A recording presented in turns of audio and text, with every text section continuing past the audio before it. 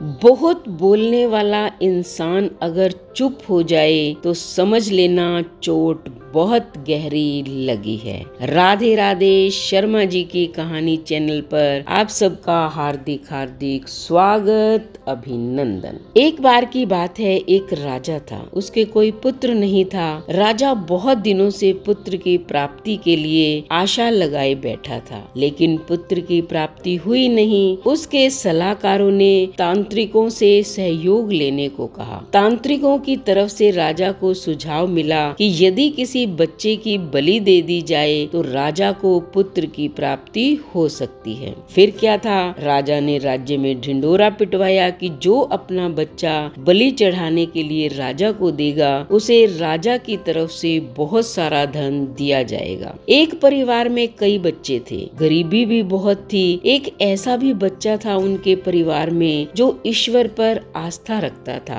तथा संतों के सत्संग में अधिक समय बिताता था।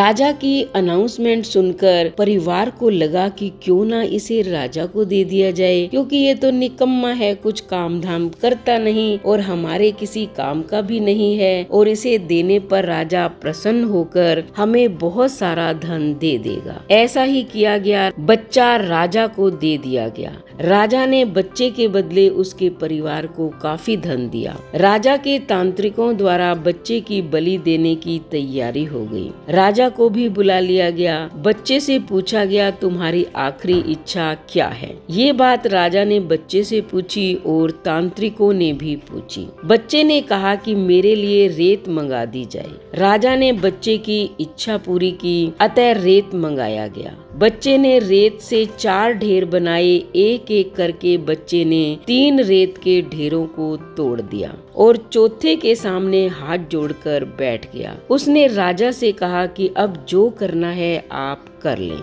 यह सब देखकर तांत्रिक डर गए और उन्होंने बच्चे से पूछा कि पहले तुम ये बताओ कि तुमने ये क्या किया है। राजा ने भी यही सवाल बच्चे से पूछा तो बच्चे ने कहा कि पहली ढेरी मेरे माता पिता की थी, मेरी रक्षा करना उनका कर्तव्य था, परंतु उन्होंने अपने कर्तव्य का पालन न करके पैसों के लिए मुझे बेच दिया, इसलिए मैंने ये ढेरी तोड़ दी। दूसरी ढेरी मेरे सगे संबंधियों की थी, परंतु उन्होंने भी मेरे माता पिता को नहीं समझाया, अतः मैंने दूसरी ढेरी को भी तोड़ दिया। तीसरी ढेरी हे राजन आपकी थी, क्योंकि राज्य की प्रजा की रक्षा करना राजा का ही धर्म होता है, परंतु जब राजा ही मेरी बलि देना चाह रहा है तो मैंने ये ढेरी भी तोड़ दी। और चौथी ढेरी हे राजन मेरे परमात्मा की है। अब सिर्फ और सिर्फ अपने परमात्मा पर ही मुझे भरोसा है, इसलिए यह